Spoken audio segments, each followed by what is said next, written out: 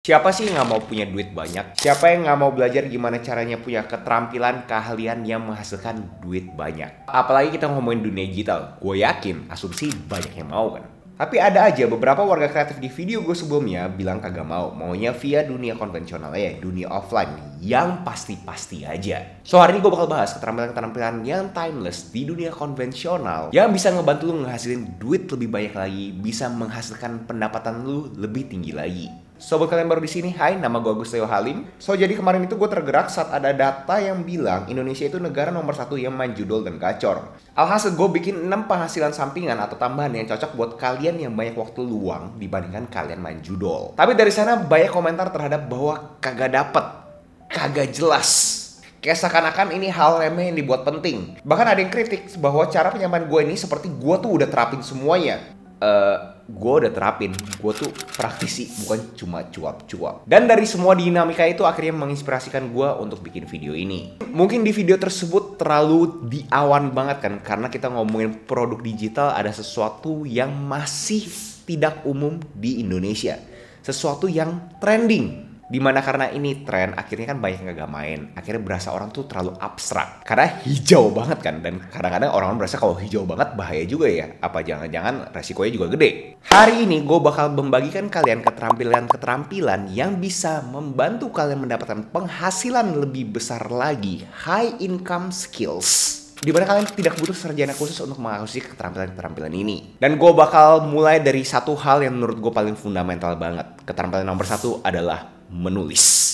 Mungkin terkesan sangat konyol banget buat kalian, tapi gue pengen kalian coba kosongkan dulu kalian punya pemikiran terhadap kata menulis ini. Ada yang namanya the con of learning, dimana sudah ada studi kalau misalkan kita menerima informasi, kalau tidak melakukan aksi, akan gampang banget lupa. Hanya bisa mengingat 10% dari yang kita baca, 20% dari yang kita dengar, 30% dari yang kita lihat, 50% dari yang kita lihat dan dengar, 70% dari yang kita ngomong, 90% dari apa yang kita lakukan. Bahkan ada yang namanya the forgetting curve, dalam 2 hari aja lupa tuh. Tapi dibahas di con of learning lebih detail lagi. Kalian masih bisa mengakuisisi informasi tersebut kalau kalian melakukan aksi.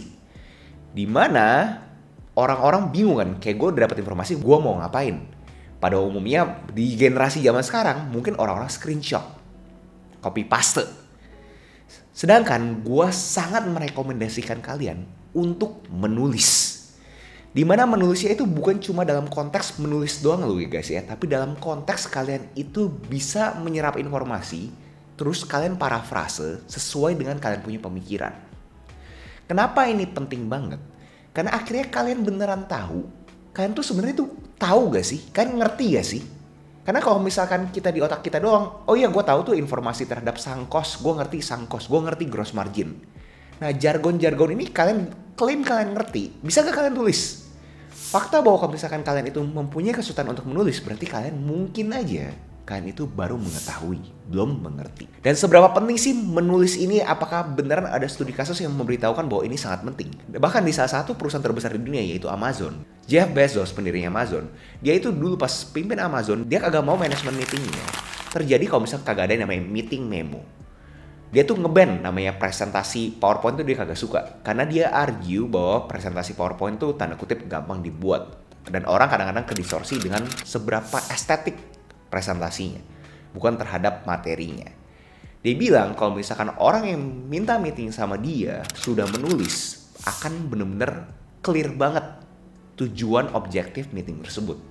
Sedangkan kalau misalkan orang cuma bikin PowerPoint, bullet point, dia berasa itu sangat lazy, males banget gitu loh. Orangnya sendiri pun mungkin belum berpikir secara keras apa sih yang dia pengen selesaikan di meeting tersebut. Tapi kalau dia beneran sudah menulis, itu benar-benar sudah terstruktur. Kenapa ini bisa jadi high income skills bro? Karena begitu kalian udah bisa menulis parafrase sesuai dengan kalian punya penafsiran, kalian punya otak makin clear kan. Kalian makin tahu arahan mana, direksi mana yang kalian harus tuju. Dan itu gue argue banyak banget orang yang butuh. Orang mungkin bisa lebih cepat daripada kalian, tapi kalau misalnya direksinya salah, percuma juga. So gue rekomendasiin banget buat kalian tuh belajar mengakuisisi kegiatan menulis. Simple aja deh, buat kalian yang pemula, journaling aja setiap malamnya. Apa yang terjadi setiap harinya. Kalau misalkan terlalu abstrak lagi, coba deh setiap kali kalian melakukan aktivitas kegiatan perusahaan atau aktivitas yang menurut kalian bisa membuat kalian tambah banyak duit, atau kalian bahkan cuma ketemu orang deh. Coba kalian tulis apa yang kalian dapat dari 1 jam ngobrol sama teman kalian atau orang tersebut. So, kalian belajar bagaimana caranya menulis secara ringkas, bagaimana caranya kalian itu membuat kalimat terdengar bagus, gimana caranya kalian memilih kata untuk kalimatnya tersebut terkesan lebih baik. Hal itu menurut gue sangat valuable banget. Bener, kalau misalnya kalian bisa masterkan, kalian bisa melakukan suatu keterampilan yang sangat dalam, gue yakin semua orang pasti berani bayar kalian. Karena otak kalian tuh clear, kalian tahu apa yang harus kalian lakukan. Lanjut adalah public speaking, dimana keterampilan ini mungkin mempunyai konotasi negatif. Karena terkesan adalah motivator, dimana motivator terkonotasikan dengan orang yang jago ngomong doang. Tapi, kalian tahu gak sih, salah satu orang terkaya di dunia ini yaitu Warren Buffett. Dia itu ada bilang, dia punya greatest investasi terbaiknya dia adalah saat dia ikutan public speaking course-nya si Dale Carnegie. Itu tuh nge-trigger dia, jadi tahu gimana cara dia mengkomunikasikan dia punya pemikiran ke orang lain. Jadi simpelnya gini, kalian tuh mau seberapa pinternya, tapi kalau misalnya kalian kagak bisa mengkomunikasikan ide kalian ke orang lain, ya percuma kan. Jadi public speaking ini bukan dalam konteks kalian itu tetap harus selalu ngomong di depan publik, jelasnya itu juga bakal ngebantu. Tapi public speaking ini di dalam konteks kalian itu bisa mengartikulasikan apa yang ada di otak kalian, apa pengetahuannya kalian, dan abis itu kalian komunikasikan, kalian artikulasikan dengan baik ke orang yang menurut kalian bisa ngebantu kalian lebih maju lagi. Karena kalau misalnya kalian semua tahan di otaknya kalian terus kalian coba komunikasiin, bakal susah kan. Contoh pada umumnya adalah orang-orang berasa namanya seniman atau bahkan sesuatu yang sifatnya kayak coding. Orang-orang ini pada umumnya selalu dibilang kayaknya nggak punya kemampuan untuk komunikasi. Karena mereka taunya adalah, oh gue taunya gue kerja ini gitu. Tapi kalau disuruh komunikasi, nggak kebayang nih. Gue taunya adalah kerjanya X. So, public speaking ini kenapa jadi high income skill? Begitu kalian bisa memberikan informasi A ke informasi B dengan artikulasi yang jelas, itu membuat kalian mempunyai otonomi. Wah, gua ngerti nih setiap kali si Agus ngomongin ke gua. Lanjut ada sales dan marketing. Ini high income skills yang gua sendiri pribadi pun berasa sesuatu yang jorok. Ya menurut gua gimmick banget lah. Seberapa banyak dari kalian yang ketemu orang yang salesy banget, yang bener pengennya jualan melulu, kan pasti jaga jarak kan ke orang tersebut kan ya. Mungkin kalian di sini hidup di ibu kota, simpelnya kalau misalnya kalian lagi jalan, terus ada orang mendadak menawarin kalian produk, kalian berasa ya udah gitu. Tapi kalau misalkan orang tersebut malah ke depannya kalian terus malah nawarin produknya mereka, kalian masih berasa, ih apaan sih? Berasanya kayak pushy banget kan nih, orang kayak ngedorong banget nih produknya gitu. Kayak sesuatu yang hina lah title sales dan marketing ini. Tapi semakin gue beranjak dewasa, gue berpikir, mau lu bekerja dimanapun, mau lu itu ngelakuin apapun, sebenarnya ada komponen salesnya kan. Coba deh kita pikir baik-baik. Sales dan marketing ini sebenarnya fungsi apa sih? Persuasif kan. Mencoba memberikan narasi untuk kita tuh melakukan sesuatu. Dan ini kehidupan sehari-harinya kita kan. Contoh mungkin kalian bisa relate adalah ngedate. Kalian pacaran sama seseorang, PDKT segala macem. Itu kalian harus salesy kan. Kalau misalnya kalian kagak bisa jual dirinya kalian, orang itu kagak bakal tahu kalian tuh punya benefit apa. Kalian punya keterampilan apa. Sama juga kalau misalnya kalian masih sekolah, kalian mau minta barang ke orang tuanya kalian. Kayak ayah, ibu, aku minta komputer. Nah, itu juga ada komponen salesnya kan. Dimana kalian harus memberikan narasi A, B, C, D, F, G untuk melakukan suatu persuasif untuk mereka akhirnya membelikan barang ke kalian. Itu juga sales. Gimana caranya lu influence orang untuk suka sama lu sampai akhirnya masuk ke narasinya lu dan melakukan hal yang lu mau mereka lakukan. Itu sebenarnya sales. Jadi dulu sebelum gue masuk ke dunia kerja, gue berasa ini pekerjaan yang tanda kutip kotor banget. Tapi begitu masuk ke dunia kerja, gue baru kebayang gitu. Iya ya, sebenarnya komponen sales itu ada dimanapun gitu. Nggak cuma dalam konteks sales doang. Tapi sales ini ada garisnya nih. Mau bagaimanapun kalian ngeliatnya, pasti sales itu ada yang sales yang bener pushy banget, ada sales yang rapi, yang nggak kelihatan kayak sales.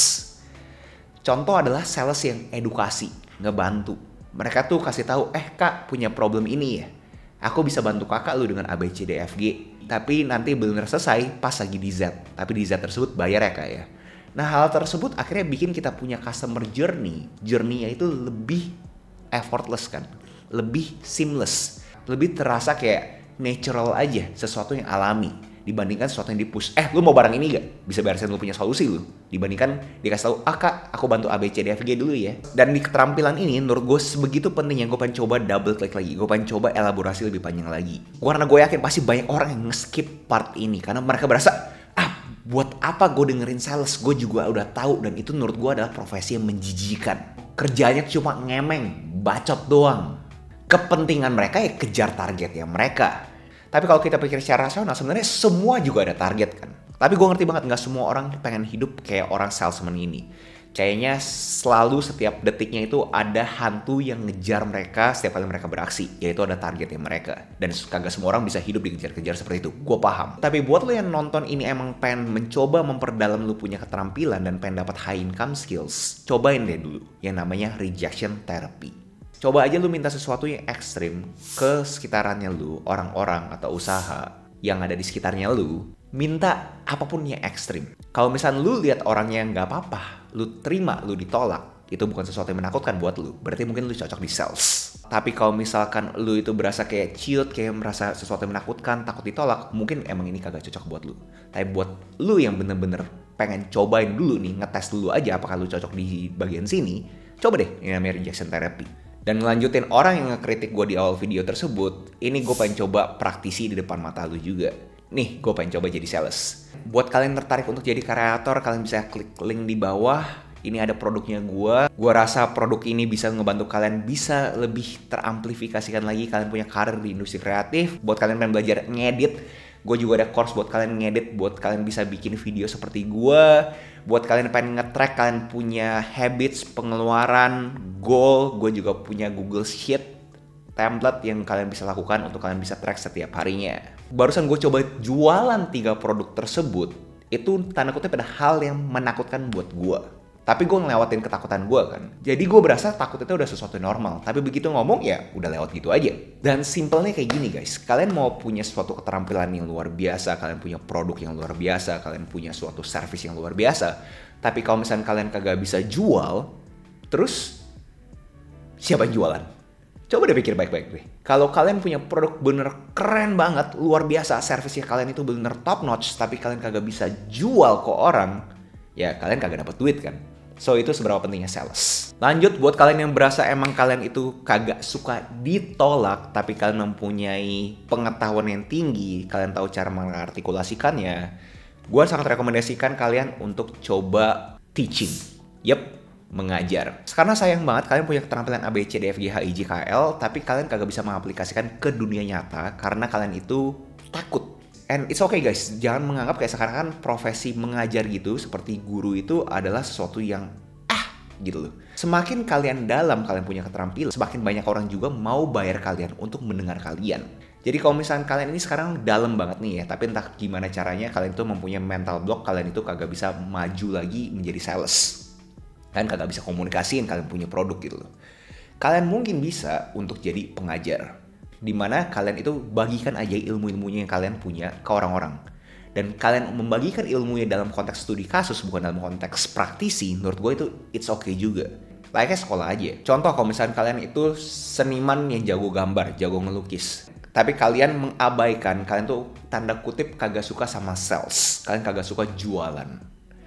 Berarti dibandingkan kalian diemin kalian punya kemampuan di sana aja, menurut gue akan sangat lebih baik untuk kalian itu bisa mengajarkan kalian punya keterampilan ke orang-orang lain. Jadi dampak positifnya itu lebih besar. So gue rekomendasiin banget buat kalian yang memang berasa bahwa kalian tuh kagak bisa berhasil di dunia nyata, kalian bisa loh masuk ke industri edukasi dan mengajarkan ke orang lain. Bahkan gue argue itu juga mulia, itu gak jijik kok guys. Gak apa-apa guys dikatain jual udah. Karena itu adalah ilmu kan. Jangan kecil hati kalian kalau misalnya dikritik sama netizen. Karena kita kan hidup di negara berkembang, negara Indonesia, dimana mereka berasa semua informasi harus gratis. Tapi informasi yang kita akuisisi abis itu akhirnya jadi kita punya pengetahuan, itu kan ada filterisasinya. Jangan takut kalian mengajarkan filterisasinya kalian punya kurasi, itu dikatain jual ludah. It's okay guys, itu kalian punya filterisasi. Kalau misalkan orang itu mau denger ya, mereka mempunyai keputusan bahwa mereka mau dengar gitu. Tapi jelasnya kalian juga udah harus firm, kalian kokoh banget, kalian tuh sudah melakukan filterisasi ya, kalian tuh kurasi ya. Kagak plak-plak informasi itu kalian terima, abis itu kalian langsung keluarin sama persis. Itu kagak benar. Tapi misalkan informasi tersebut sudah kalian kurasi, kalian coba artikulasi sendiri, abis itu kalian keluarkan, menurut gue it's okay. Lanjut, udah banyak banget orang-orang yang di luar sana yang udah bisa bikin suatu produk, suatu service yang bagus dan banyak yang mau beli, tapi kagak ngerti gimana cara manage orang. So, high income skills berikutnya adalah manajemen. Kagak gampang loh manage orang kan. Gue rasa orang kreatif di sini pasti pernah ngerasain lah ya. Kalian itu coba manage orang, kagak usah dalam konteks pekerjaan deh. Pas kalian kuliah atau sekolah aja, pasti kalian pernah coba berinteraksi dengan kalian punya teman kelas bahwa ini kan grup project, lu bantuin gue yang ini ya. Tapi orang tersebut mempunyai suatu resistensi ke kalian. Nah, hal-hal seperti ini yang banyak banget orang tuh berasa, aduh kotor banget ya, aduh PR banget deh, kayak sekarang kan gue harus ngelakuin A, B, C, D, F, G gitu loh. Gue cuma pengennya pokoknya bikin produk, bikin service, abis itu jualan gitu. Gue gak pengen manage orang. Nah, orang-orang operasional ini, manajemen ini sangat dibutuhkan guys. Karena di sini kalian itu butuh punya keterampilan untuk kalian itu jadi people's person. Kalian tuh harus mempunyai empati tinggi ke orang tersebut. Kalian harus bisa coba motivasi dia, harus ngerti dia punya POV untuk bisa nyambung. Karena kalau misalnya kalian push-push terus, ya kagak bakal beres. Kalian harus bisa coba ketemu di tengah. POV-nya apa sih? Kenapa ini kagak bisa beres dalam waktu 1 hari contohnya? Kenapa kerjaan dia kagak beres-beres? Buat lebih konkret, coba kita simulasi. Jadi kalau misalnya gue A, tahu kebutuhan perusahaan adalah untuk beresin kerjaan ini yang tanggung jawabnya si B di hari ini juga. Tapi si B pas di brief bilang kagak mungkin hari ini beres. Pasti butuh waktu lama banget. Gue sebagai A kagak bisa serta-merta, oh ya udah lo harus beresin. Itu kan manajemen yang baik. Manajemen yang baik adalah mencoba mendengarkan dulu si B. Oke, kalau misalnya lu berasa kagak bisa, tantangan lu apa sih? Oke, dia breakdown lagi kan, bahwa tantangannya X. Habis itu, kalau misalnya orang yang punya manajemen yang baik, coba memberikan solusi terhadap tantangannya. Oh, mungkin yang X ini bisa dikesampingkan dahulu. Nah, itu kan adalah mencari solusi sama-sama. So, hal-hal manajemen ini mungkin emang terkesan yang orang-orang bilang mundane, kayak kagak seksi kerjaannya, ngomongin orang, delegasi ke orang, melihat timeline project, ini progresnya sudah sampai mana, ongoing, pending, berjalan, udah masuk produksi. Gue tahu itu terkesan yang sangat mundane banget dan kagak seksi. Tapi karena kagak seksi ini, kagak banyak yang ngelakuin ini, itu adalah suatu gap yang kalian bisa masuk. Karena semua orang yang tanda kutip sukses ini, yang udah ngerti cara jualan produk, udah tahu gimana cara bikin service yang bagus, mereka butuh orang manajemen. Dan buku yang pertama kali ngubah gue punya pandangan terhadap manajemen adalah The E-Myth, Mythos Entrepreneur by Michael Gerber. Dia itu bilang bahwa namanya bisnis itu tuh ada 3 topi. Topi seniman, topi bisnis, dan topi manajemen. Dan gue argue topi manajemen ini kadang-kadang tuh dikesampingkan karena berasa topi manajemen ya itu hantaran gitu loh. Tapi akhirnya karena hantaran ini akhirnya banyak banget orang-orang yang butuh manajemen. Bonus buat kalian yang akhirnya membuka kalian punya mata terhadap dunia digital, ini semua keterampilan akan teramplifikasikan kalau misalnya kalian itu masuk ke dunia digital, aka personal brand. Yang pada umumnya orang juga bisa bilang kreator lah. Kalian bayangin di video sebelumnya gue ada ngomongin terhadap personal brand segala macam kan. Dimana kalau misalnya kalian bisa memberikan suatu eksistensi di dunia maya bahwa kalian itu jago melakukan A, B, C, D, F, G, orang kan lebih gampang tahu kalian kan. Kalian mempunyai reputasi di dunia online. Oh, kalau misalnya gue mau bikin video sama si Agus aja. Jadi kalau misalnya kalian udah mempunyai kemampuan sales yang jago, dengan orang udah suka sama kalian, udah konsumsi kontennya kalian akan lebih gampang closing kan.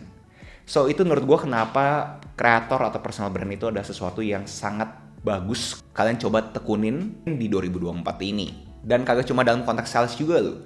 Kalau misalkan kalian di sini mempunyai aspirasi untuk bikin usaha yang besar, calon-calon karyawan kalian bisa ngeliat kontennya kalian kan. Dan kalau misalnya kontennya kalian itu relate sama mereka, jadi kalian kagak usah ngomongin terus-menerus kan.